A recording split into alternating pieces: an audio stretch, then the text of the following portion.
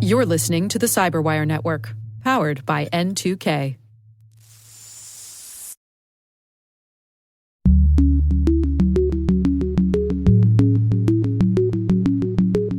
We have seen some early signs that this activity is helping.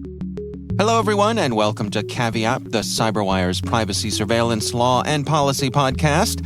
I'm Dave Bittner, and joining me is my co-host Ben Yellen from the University of Maryland Center for Health and Homeland Security. Hello, Ben. Hello, Dave. Today, Ben explores the potential legal and policy issues surrounding the new AI chatbot, ChatGPT. I've got a case which questions the legality of live streaming the police. And later in the show, Alex Iftimie from Morrison Foerster discusses how the Department of Justice seized nearly $500,000 in ransomware payments made to a North Korean hacking group that targeted U.S. medical providers. While this show covers legal topics and Ben is a lawyer, the views expressed do not constitute legal advice. For official legal advice on any of the topics we cover, please contact your attorney. Compliance isn't fun, but neither is a data breach or losing a customer.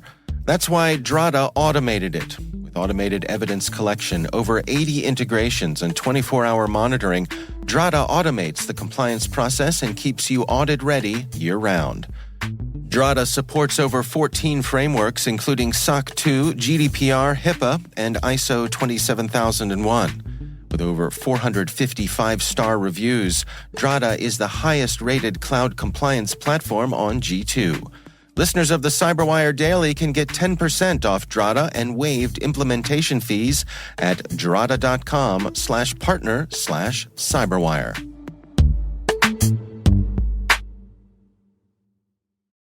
All right, Ben, before we dig into our stories this week, we've got some excellent follow-up from some of our listeners here. We have great fans, don't we? We do indeed. We do indeed. And one of the things I like best is they both inform us and set us straight. The most important thing, I mean, that's why I married my wife, is she sets me straight when I'm wrong. And, that's right. And makes me a better person. And feel the same way about our listeners. That's right. So we got a nice note from someone named Micah who was responding to our story about GitHub Copilot, which is sort of the AI that's helping people on GitHub complete their code.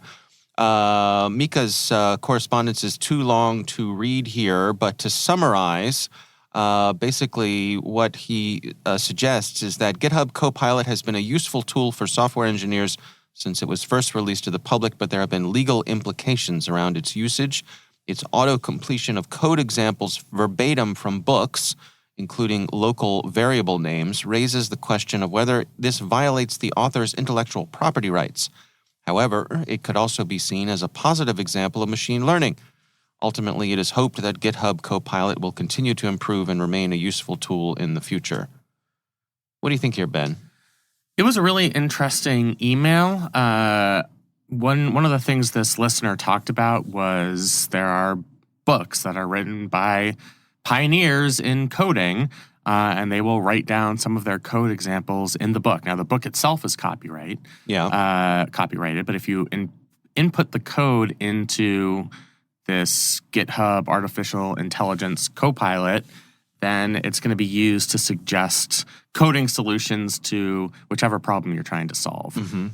And I can see how that would at least feel like an intellectual property violation. Yeah. It is somebody's intellectual work that at least conceivably is being appropriated for profit.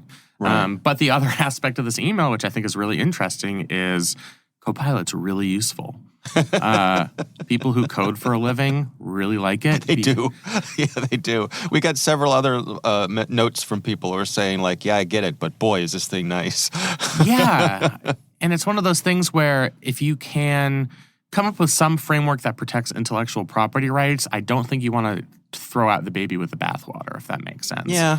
And maybe because this is an open source tool and it's something that's generally improving institutional knowledge of coding, At least from a policy perspective, maybe that's more valuable in the long run than somebody's intellectual property rights. Easy for me to say because I'm not the person who developed those lines of code. Right. But it's a tough dilemma. Yeah, the thing I wonder about is a couple things. So if I write a book and I have coding examples in there, if I say to my dear readers, here's a coding example, aren't I implying that go use this, right? I mean, isn't that kind of what I'm saying? Yes, but in other contexts, if you use that example verbatim and pass that work off as your own, you could get into legal trouble. Sure. That, in an academic setting would be plagiarism if it's uncredited. But if you are trying to make some sort of money off of that code, then potentially you could face legal liability under intellectual property law. And that's kind of what's happening. I mean, people write code for fun. My 9-year-old nephew does, and God bless him. But people also do it for their employment. Right. And somebody's making money through it. Yeah. So I see what you're saying. Maybe there is sort of an implication that if it's in a book, you can take it and use it. Well, in this example, like I'm not saying, I'm saying when you frame something in your book as an example to teach people, let's go down the pathway here. What if it was a mathematics book, right? Mm-hmm. And I have examples of how to solve a math problem. If that was put into an algorithm that helps solve math problems online, probably nobody would notice, and therefore it wouldn't be an intellectual property violation. Right. I mean, again, I think to me it's about a specific functionality that you are creating through code. The code does something, and you're the person who's figured out how to do that thing in an economical way, in a way that's valuable enough that somebody was willing to publish it in a book. Right. And in that sense, I could see why it would cause intellectual property problems. There's no clear answer here, because you're right, it is convenient. There are a lot of instances in which things are made available in literature and other people use them online, and it's not a copyright violation. Yeah. But I just think we have to recognize this potential problem while also understanding the level of convenience that coders are getting through this software. Right. And I suppose, something like GitHub Copilot would make me less likely to go to the bookshelf and look for that book that had the coding examples. I wouldn't need to do that, so I might not need to buy that book. Right, as long as the very first person who reads that book inputs that code into the machine learning, and that becomes part of the predictive algorithm. Yeah. But somebody had to put that original code in the system in the first place. Right. Yeah, but that's another really interesting point. Yeah. All right. Well, our thanks to Micah for sending that in to us. We got another kind note from a listener named Steve, who writes, in the U.S., medical equipment is controlled and approved by federal agencies, and this approval includes no updates or changes can be made. When managing these devices, we are legally prohibited from applying the patches. When the system creator wants to add patches, they need to go through the approval process again for that gear. So when running security, we rely on isolation of these systems. When I worked in healthcare 8 years ago, we had systems running all the way back to Windows 95, unpatched, on the network that had to be isolated to the only required communications, but no patches or changes allowed. That's a really interesting insight. Yes, it is, and it seems like a big problem to me. I understand it because this is a heavily regulated industry for good reason. You don't want a pacemaker that's going to malfunction inside somebody's body. That would have very dire consequences. Right. But as a result of that regulation, they're not able to easily patch the software. And that's also a problem. You have to weigh the risks of under-regulation versus the risks of over-regulation to the point that you're using Windows 95 software. Right.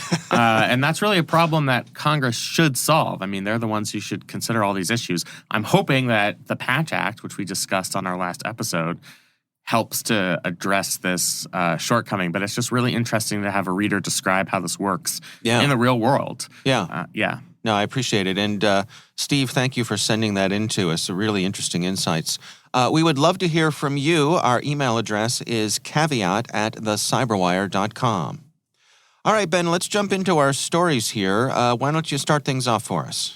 So I've spent a lot of time over the past week on the new rage in chatbot AIs called ChatGPT. Mm-hmm. If you haven't tested it out yet, you should. It is brilliant and weird, as the New York Times says in the article that we're using for this segment by Right. Kevin Roos. Basically, you can type in instructions, and this very intelligent chatbot will be able to fulfill your instructions no matter how weird and irreverent they are. Yeah. So I have asked the chatbot to write Radiohead lyrics for things I see on my desk, like a coffee mug, and it writes completely believable lyrics. You can tell it to write a soliloquy about, push pins, and it'll write a soliloquy about push pins.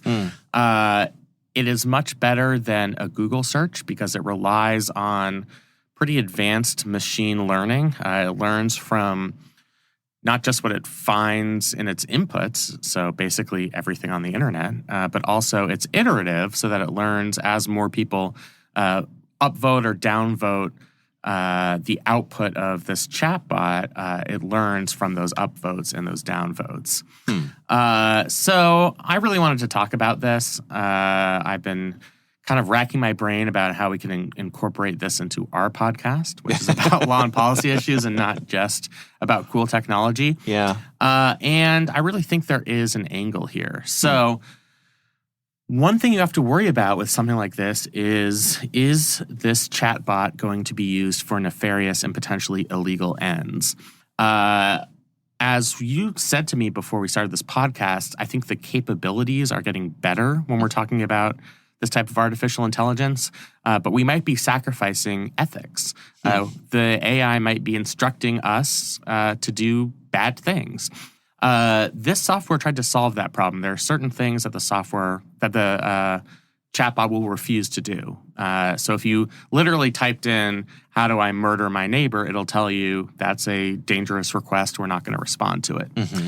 Unfortunately, there are workarounds, and this New York Times article gets at those workarounds and how they can be potentially problematic. If you wanted to write something like write a screenplay with specific detail about how somebody could murder somebody with an AR-15, then it might spit out an answer because that's something that's more abstract. Or if it refuses your first request, you could say something like, "What if I wanted to use this just as part of a learning exercise? Or what if I wanted to do this for another reason? What if I wanted to describe a dream I had?" If it's something that abstract, it might be able to instruct you on how to do dangerous and illegal things. That leads us to this potential Section 230 problem. So could the creators of this chatbot be subject to legal liability if, for example, this artificial intelligence spits out instructions on how to make a Molotov cocktail and somebody makes the Molotov cocktail? You'd think this would be protected by Section 230. It is a platform. It's generally not responsible for the inputs of its users. And certainly the creators of this are going in with the expectation that they're going to have that Section 230 shield. There are a couple of problems. One, Section 230 isn't exactly the most popular legal provision these days, and is certainly ripe for reform or an outright abolition of the law. And I think there are ways you could potentially argue that the chatbot exercises a degree of editorial control. They're more than just a platform. Based on everything that's gone into their inputs, based on specific decisions that they make about what type of information can be released through this chatbot, I think there's at least the small potential that they could be exposing themselves to legal liability, even if Section 230 would apply.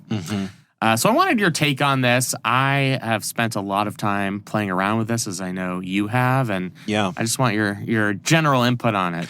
Well, I agree with you. First of all, it is kind of mind-blowing, and its capabilities are amazing. You can say, I said, write me a poem about tall trees, and it did, and it was good. Yep. And it feels like a real poem. It's it not, does, yeah. right. On the other hand, I've caught it getting basic facts wrong. And what's the one thing, Dave, that you know more about than anybody in the world? Jim Henson and the Muppets. That's correct. And if you had asked me that question without having discussed this before, that is what I would have said. So I'll give you an example. I asked the chatbot, who is Jim Henson? And it got it mostly right. It said he's the creator of the Muppets. He's a filmmaker. He's a nice little bio of Jim Henson. But it incorrectly stated that he was the creator of Sesame Street, which he is not. He was certainly a contributor to Sesame Street, very important for Sesame Street, but no one would say in an accurate biography of Jim Henson that he was the creator of Sesame Street. So I asked this question a few days ago, and in my conversation with the chatbot, I said, Jim Henson was not the creator of Sesame Street. And the chatbot responded and said, Jim Henson was the creator of the Muppets. Okay, fine. That's true. So a couple days later, I asked it again, who was Jim Henson? I got back a differently worded response with most of the same information, but it still said with confidence that Jim Henson was the creator of Sesame Street. Now, this brings up a criticism. Must be like nails on the chalkboard to you. I mean, it is, yes. But it brings up, I think, which is a fair criticism, which is that this system is so good at seeming to know what it's talking about, right? It was designed to trick you. It's designed to look good, to sound good, to be convincing as an entity with which to interact. But perhaps less important are, as we mentioned, ethics, but also just facts. That is going to get in the way of somebody's high school or college essay. Right. Because that's really the future of this, and it's more of an ethical problem than it is a factual problem. But you could write an essay comparing this Shakespeare character to, maybe this more modern character in a book you've never heard of. And the chatbot would be able to do that. Yeah. Getting facts wrong is certainly a problem, and it would get that student in trouble. Right. I think the broader concern is, are we not going to be able to evaluate students' writing skills? Because in 10 years, everybody's just going to be inputting something into a chatbot. Yeah, I've seen people say this is the end of take-home homework. Right. Because even math problems, you can say, solve this math problem and show your work. And it does. Yes. I certainly worry about it as somebody who does online teaching, because I've already had plenty of students who have tried to improperly use online resources, and now it's going to be much harder for me to detect. So, yeah, I think that's a future problem, maybe 10 years down the line. The problem is that the technology is going to get better. So right now, it might be messing up some of those basic facts, and it seems like its learning mechanism must be failing if you reported this incorrect fact about Jim Henson and it hadn't been corrected 2 days later. Right. You'd have to think that in the development of this chatbot that they're going to eventually get that right. Yeah. They're going to create some type of better iterative process where they can correct mistakes in real time. Yeah. Certainly Wikipedia has basically figured out how to do that. So I'm confident that that problem will be solved. The other big problem right now is almost all of the inputted data is historical. It comes from basically 2021 and before. So you wouldn't be able to write a paper about current events in 2022 because that just has not been input into the system, which makes it a little less useful than Google right now if you were to write a paper about current affairs. But I think that's a capability that they'll be able to solve. Yeah. So I think they're going to solve those more technical, capability-oriented problems. I don't know if they're going to be able to solve the ethical problems and their potential legal problems, where they might be instructing people to do really heinous and potentially illegal things if they don't tighten up their algorithm so that you could get around these types of workarounds where it's write me a screenplay about killing my neighbor instead of write me instructions on how to kill my neighbor. Yeah. There's a part of me that wonders if this is a problem or this is the leading edge of a new reality. And let me tell you why I say this. When I was a kid, coming up through school, and I'm a little older than you, my math teachers, for example, would say, you can't use a calculator in math class because you're not always going to have a calculator with you. Lies, Ben. Yes. Lies. Right? No, I don't always have a calculator with me. I have a supercomputer that has access to all of the world's knowledge. Yep. All the time, no matter where I am. So, yes, I understand that learning mathematics teaches me how to think and blah, blah, blah, blah, blah. I get it. But the argument that I will not have a calculator with me turned out to be completely false. Very wrong. So, there's going to be, we're probably months away from this being an app, right? Right. Where you can just ask your mobile device to write the essay for you or to do the math problem or to whatever it is. So when that's the reality, when everyone has access to that sort of information, what's the social transformation? What's the transformation of the educational system when we're able to outsource that sort of information, those kinds of skills? How does that change things? How does that change the nature of work? Yeah, I think a lot of banal office jobs might be replaced in the long run by these types of this type of technology. I think about the legal field because that's where I'm most familiar. Write me a brief about the history of jurisprudence on X is something that could probably be better done by a competent chatbot than by an actual human being, unless you're at the very top of your law school class. Yeah. And that's kind of just bad normatively for society. Is it though? Because so what if you're still going to have somebody fact check it? Seemingly, yeah. Unless you have another bot that, checks. A fact-checking right, bot. And now who watches the Watchmen. But is someone's time better spent fact-checking than doing the original writing? The drudgery of the original research and writing? Yeah, maybe. And I think people have said what I just said with all different types of technology. Like, if we automate this, all these people are going to lose their jobs and it's not going to be a real human being doing this. And there's certainly been some pains when that's happened with other types of technology, but I think most of us would agree that has been a worthwhile trade-off because we've made our own lives easier. Right. I've heard people say that this is going to be the biggest technological innovation since the iPhone. I'm not sure that's wrong, having experimented with this. For example, one thing I inputted before our show today was write a podcast transcript about cybersecurity laws. I kind of think it did a better job than we did in producing this show. It was that good. I just hope we ourselves don't get automated. Right. Yeah. Right. I have to, add a little bit more color and personality so that I myself can't be replaced by a chatbot. But you could say, write this in the style of Ben Yellen, and it'll do it. It will do it if I was well known enough that I'd be included in the inputs in the chatbot system. I've actually done that with more prominent writers, analysts, political writers.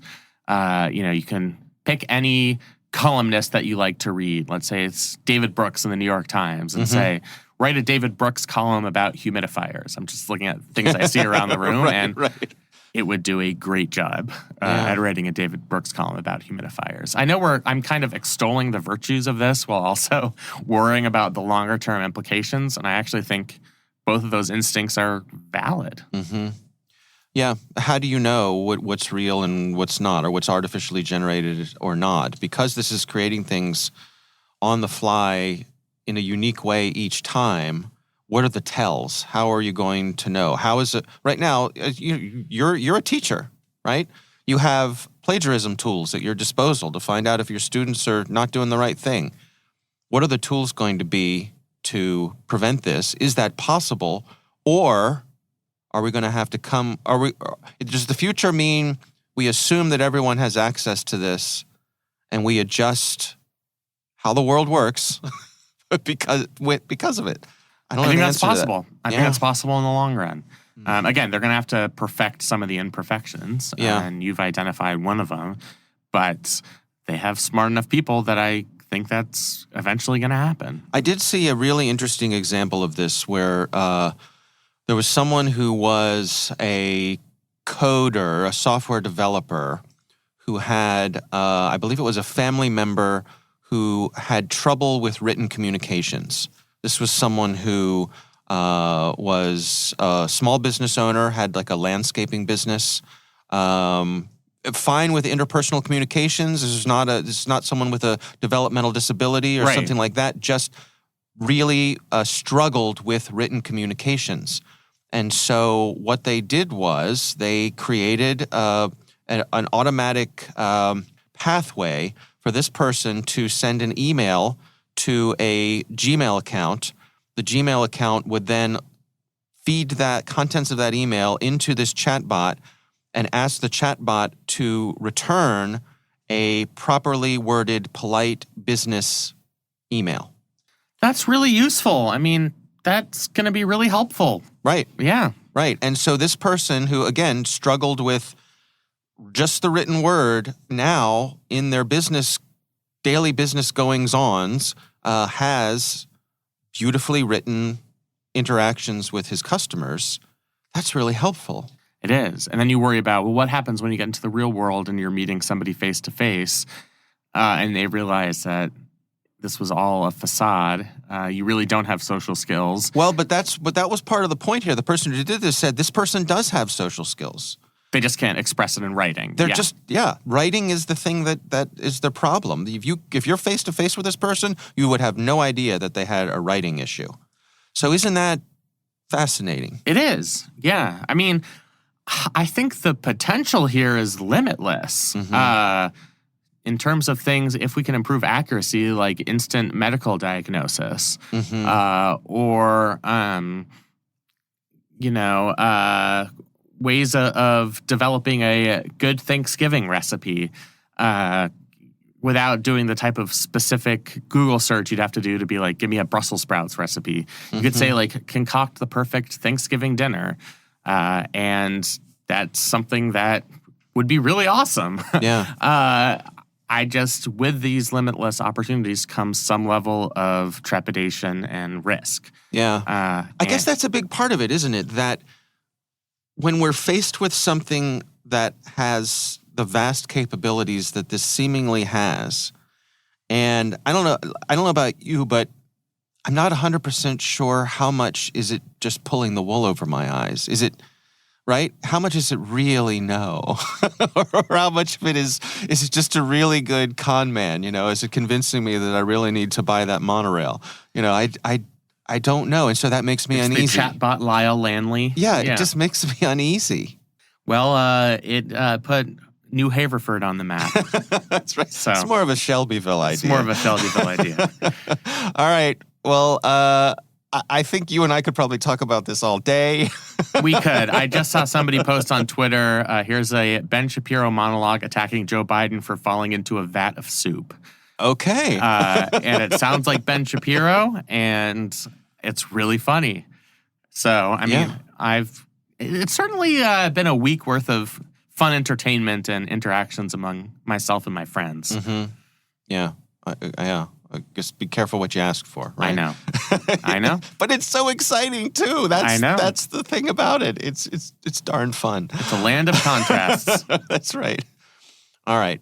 So my story this week comes from the Washington Post. This is an article written by Rachel Weiner, and it's titled "Threatened with Jail for Live Streaming Traffic Stop. He Sued." And this is about a gentleman named Dion Sharp, who was part of a traffic stop. And during the traffic stop, he opened Facebook Live and started streaming the traffic stop. And the police officer was not pleased with this. He said, in the future, if you want to Facebook Live, your phone's going to be taken from you, and if you don't want to give up your phone, you'll go to jail. And Mr. Sharp questioned this, wondering whether it was the law. He did not believe this was the law. And this case is going before the U.S. Court of Appeals for the Fourth Circuit. Now, this is something you and I have talked about before, about your right to record police when they're doing their day-to-day business, things like traffic stops or people's interactions with them. But this case of streaming has not come up yet. And in this article, they're saying this is pretty interesting and this is going to have some consequences here. What do you think about this, Ben? It's a fascinating legal issue, and I think the couple of experts they spoke to for this article were correct in saying this is a type of novel issue relating to new technology where there's not an easy resolution. So there are really two constitutional issues here. There is the Fourth Amendment right against unreasonable searches and seizures. So that relates to whether law enforcement could actually seize your device or search it, which would naturally put an end to the Facebook live stream. And then there's the First Amendment implication. I mean, this is would seemingly be a First Amendment protected activity. You know, this is your right of speech, your right of expression. You're filming this interaction to make a type of political argument that maybe there's something wrong with standard police interactions in certain communities, and that would be a First Amendment protected activity. I think there are a couple of ways that law enforcement might end up winning this case in front of the Fourth Circuit. The first is, from a Fourth Amendment perspective, generally law enforcement has a lot of leeway if there is a valid traffic stop.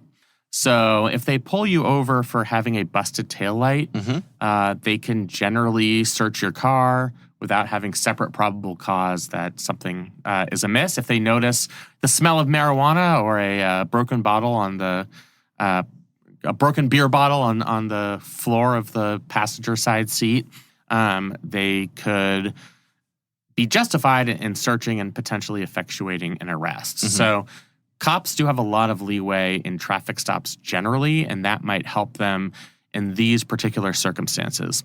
The other is if we have a First Amendment problem, or really any constitutional concern, that's not the be-all and end-all. And I'm not going to use the fire in a crowded theater thing, because you know how much I hate that. Right. The better way of explaining it is you can actually abridge people's constitutional rights if there is a, quote, compelling state interest. And if that the means of achieving that interest are narrowly tailored to the ends. And it's possible you could make an argument that when we're talking about the compelling needs of law enforcement to maintain order, to protect against criminal activity, that might be seen as a compelling interest that would allow some inhibition on First Amendment rights.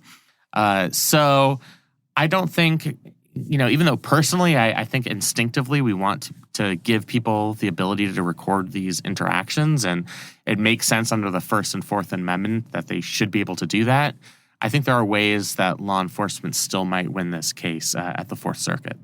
Yeah, one of the things they point out in this article is that police are making the case that it could put them in danger from people knowing where they are when the traffic stop, let's say, is happening. I guess I have a hard time with that argument because presumably the police car is going to have its lights on saying, look, it's us, it's the police, here we are. You know? Once it's an undercover operation, I think it should be pretty obvious. Right, but the other thing is, I guess I'm trying to split the hairs here, the difference between the right to record police, which is pretty well established, and the right to stream police, which is what is at issue here. What's the difference? So one of the major differences in this case is the fact that it's a traffic stop. That's one of the distinguishing factors here. Traffic stops, according to decades of court precedent, are just more dangerous than standard on the street stops. The person has a getaway vehicle at their disposal. So they can easily drive away and avoid law enforcement. A car could potentially be used as a weapon. So because of the inherently dangerous nature of traffic stops, I think courts are more willing to tip their hand in favor of law enforcement. In terms of live streaming versus recording, I mean, I think it gives an extra capability to the person being pulled over because it's happening in real time, and the person can represent the interaction as this is what actually happened. Nobody can suspect me of improperly editing this video to make law enforcement look bad because I'm live streaming in real time. Right. And so that might make life easier in terms of a type of argument. I mean, think of the most high-profile cases of police misconduct and how every single second of those videos mattered in terms of the context. And I think live streaming is more likely to give you that capability and prevent the type of selective editing that we've seen in certain cases. So let's say I'm walking down the street minding my own business and I come across a traffic stop and I pull out my phone and I point my phone at and I'm on the other side of the street, right? Right. And I'm 40 feet away. And I aim my phone at the police officer going about their business. What happens next? Does the police officer say, "Hey, pal, are you recording or are you streaming?" Yeah. Put away that phone. I think the way that the law is now, your First Amendment rights are generally well protected. I mean, we have enough case law that it is legal to film the police from a First Amendment perspective. I think what makes this case particularly vexing is it's the person that's getting pulled over. So they are involved in the law enforcement interaction. So I don't think you would have any problem as a bystander. They might ask you to stop. Right. They might do more than ask you. They might say, put away that phone or there'll be consequences. And no matter what your constitutional rights are, you might be inclined to just not do that and get yourself in trouble. Yeah. But I mean, I think the distinction is that you're not in that dangerous weapon of a moving vehicle. Right. And it's the traffic stop that makes this particularly dangerous. So I think that's going to be the deciding factor in this case, is how to apply it to a traffic stop where in other cases we've given a lot of leeway to law enforcement for these particular types of searches. All right. Well, we'll keep an eye on that one for sure. Again, that is from the Washington Post, and we will have a link to that in the show notes. Again, we would love to hear from you. You can email us. It's caveat@thecyberwire.com.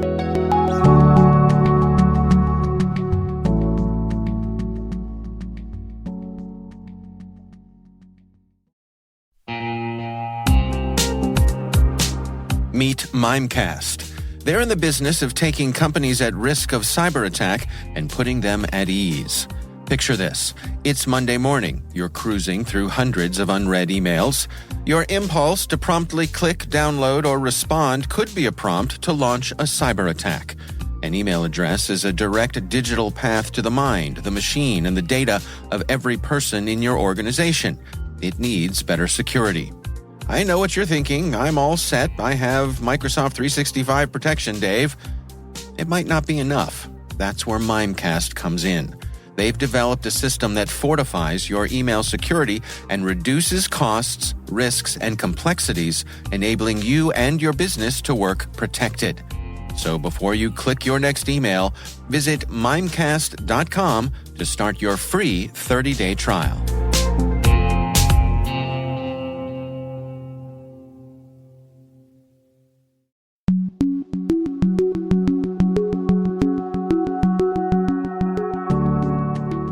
Ben, I recently had the pleasure of speaking with Alex Iftimie from Morrison Foerster. We're discussing the background of the government's response on the Department of Justice seizure of nearly $500,000 in ransomware payments that were made to a North Korean hacking group that was targeting U.S. medical providers. Here's my conversation with Alex Iftimie. In July, DOJ announced that they seized $500,000 from two virtual currency wallets used by North Korean ransomware actors. And we have the benefit in this case of a DOJ civil asset forfeiture complaint, essentially the court documents that the Department of Justice is using to recover the funds that they were able to recover, that tell an interesting story about a relatively new and rare North Korean ransomware group that targets the healthcare sector. It highlights some of the different ways victims respond to these kinds of attacks, and also shed some light on the ways that the FBI is able to track criminals using tools to analyze blockchain transactions. And so there's a lot to digest and dissect in what we've learned over the last couple months. Well, can you walk us through it? What are some of the details here? What we know is as follows. Last year, in May 2021, a Kansas hospital suffered a ransomware attack, which crippled that hospital's access to some servers. Those servers were ones that were really important to them. They were servers that host hospitals' X-rays, CAT scans, and MRIs. And the ransomware attackers left behind a ransom note that essentially said the hospital had 48 hours to pay, or the price would double. The hospital ultimately, in about 2 weeks' time, made the decision that they did have to pay, and they paid approximately $100,000 in Bitcoin in 2 installments. And the attackers gave the hospital the decryption keys to unlock their servers. We also know that Kansas hospital contacted the FBI following the attack, and that as a result of that notification, the FBI was able to identify what was previously an unknown ransomware malware called Maui. The FBI then started to track the funds that the hospital had paid in Bitcoin. The audience may be familiar with these Bitcoin transactions. Every transaction is registered on the Bitcoin blockchain. And using those investigative tools, the FBI was able to find a virtual currency exchange where the ransomware payment was deposited to. And in August of 2021, obtained records from that currency exchange through legal process. The FBI was then able to track payments to a second virtual currency exchange, and ultimately identified that those accounts were accessed by a Hong Kong-based IP address that law enforcement presumed to be some money launderers who assisted North Korean cyber actors in cashing out Bitcoin ransom payments into fiat currency. So that's one of the entities that we learned about. The second is a Colorado medical provider that also made a ransom payment to this group, approximately $120,000 in Bitcoin. And a similar story here, the FBI was able to follow the money essentially and trace the transactions from this medical provider through to the criminal group. Although one notable difference here is that it appears, based off of the court documents, that the FBI went to this Colorado medical provider rather than the medical provider voluntarily disclosing the incident to law enforcement. We hear about folks who are up to this, using things like tumblers to try to hide the transactions or obfuscate them. To what degree does this speak to the FBI and the Department of Justice being able to unwind these things? And does that put the criminals on alert that perhaps it's not as easy to launder the money as they thought it was? David, I think that's exactly right. I mean, this case, like other ransomware recoveries, and there have been a number of them this year alone, and they continue to highlight that the Department of Justice really does have the ability to follow the money on the blockchain, that there is that anonymity is not foolproof even when you're talking about these virtual currencies. And the court documents in this case show how the FBI step by step was able to follow the money from the victims through to the accounts where they were held. And in this case, the investigators were able to use legal process to track down who owned these accounts and ultimately to seize the funds and get that money back into the hands of victims, as opposed to the crooks who are trying to steal these funds for their own purposes. Now, when you say they're able to use legal processes, I mean, is this an international effort? Is this dealing with our allies to be able to track these sorts of things down? It is something that involves a lot of international partners. So criminals are wise enough to know that if they leave these assets in the United States, they're more likely to be caught or leave them in the possession of U.S.-based entities. And so they often try to move these funds to jurisdictions that they think are going to be more favorable. Increasingly, we're seeing that U.S. law enforcement has been able to partner with law enforcement in other countries to get records from those countries, to get records from virtual currency exchanges or other institutions in those countries, and ultimately to effect arrests. We have seen law enforcement track down people responsible for laundering money, people responsible for developing the malware and deploying ransomware against victim networks. And so all of this is part of a strategy of the department to raise the costs of engaging in this activity and hopefully to deter those who would think about entering the ransomware space from doing so. The reality is that there are a lot of well-educated individuals who see this as cost-free activity in certain countries, and the goal of the Department of Justice's work is to really make those individuals see that there are costs to their activities, and to make them choose another life, hopefully, before they get too far down the path. What insights can you share with us in terms of the Department of Justice's choices in how they went about this? The fact that they didn't announce the civil enforcement action, those sorts of things. What does that speak to in terms of how the DOJ is choosing to come at these events? What I think it shows is that the Department of Justice isn't just interested in investigating crime that has already occurred and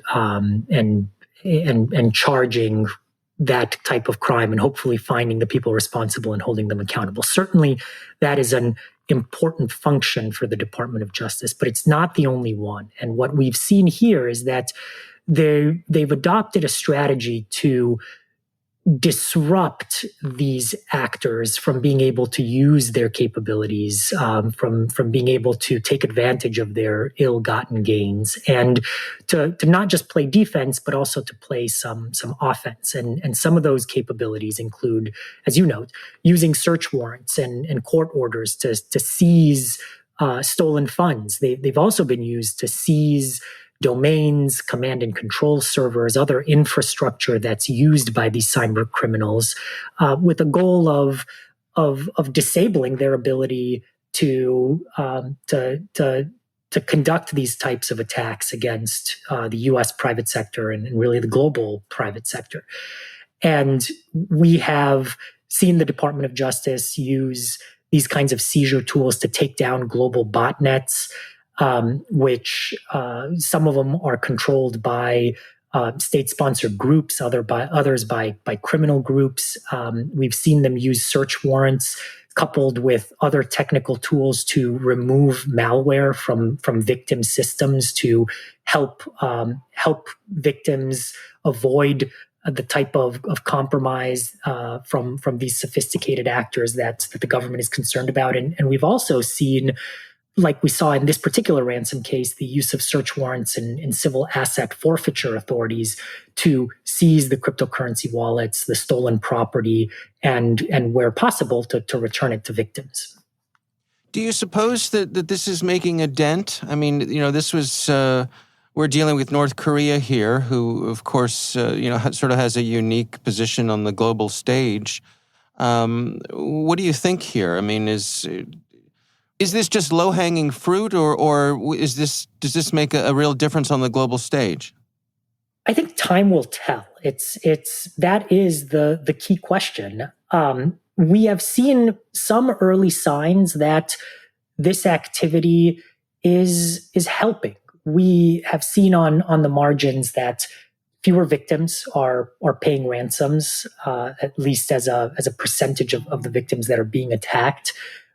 We have seen that the amount that is being paid by victims on average has gone down as well in recent months. The data is still out, though. I think we need to see a longer trend to really get a sense for what impact these government actions are having. And frankly, there may also be some other variables that are at play for why we're seeing a reduction. In this particular case, what about those healthcare organizations that got hit here? I mean, was it ultimately a happy ending for them? Did they get their funds back? Do we know? Well, they are in the process of getting their funds back. The government has filed motions to forfeit those funds and to give them back to the victims. That process usually takes some time. The reality is, even if you get the money that you paid in ransom back, that really is only part of the cost of these incidents. There are impacts in terms of operational disruptions. We don't know what the impact of these systems being down was on patients who needed care from these medical institutions. And so there are costs where it's really hard to ever make victims whole from these ransomware attacks. And so part of what we need to do as a society really is to prevent these attacks from happening in the first place, and making organizations more resilient to these attacks, ensuring that they have the redundancies and the backup systems in place that if you are the victim of one of these attacks, allows you to recover quickly and get back on your feet. Because the reality is the value of the ransom paid is only a small fraction of the ultimate cost of these incidents to the victims who experience them.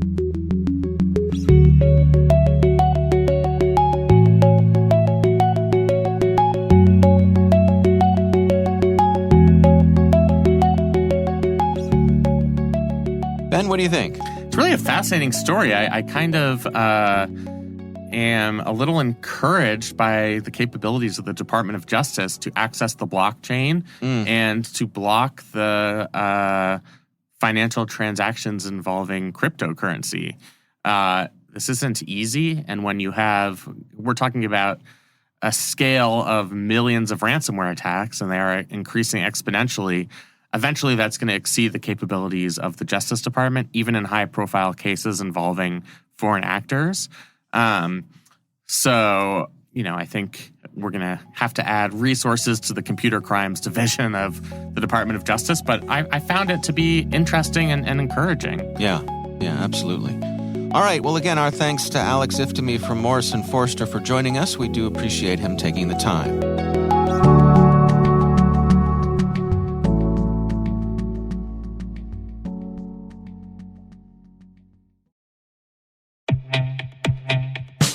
There's nothing worse than relying on a legacy SIM that your security team has outgrown, especially when it impacts your ability to detect real incidents.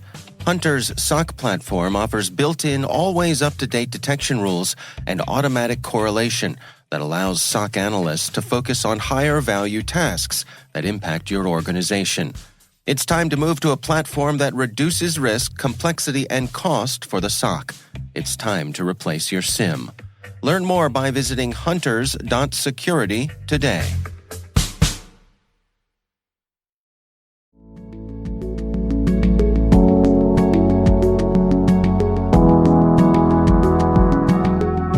That is our show. We want to thank all of you for listening. The Caveat podcast is proudly produced in Maryland at the startup studios of Data Tribe, where they're co-building the next generation of cybersecurity teams and technologies. Our senior producer is Jennifer Iben. Our executive editor is Peter Kilpie. I'm Dave Bittner. And I'm Ben Yellen. Thanks for listening.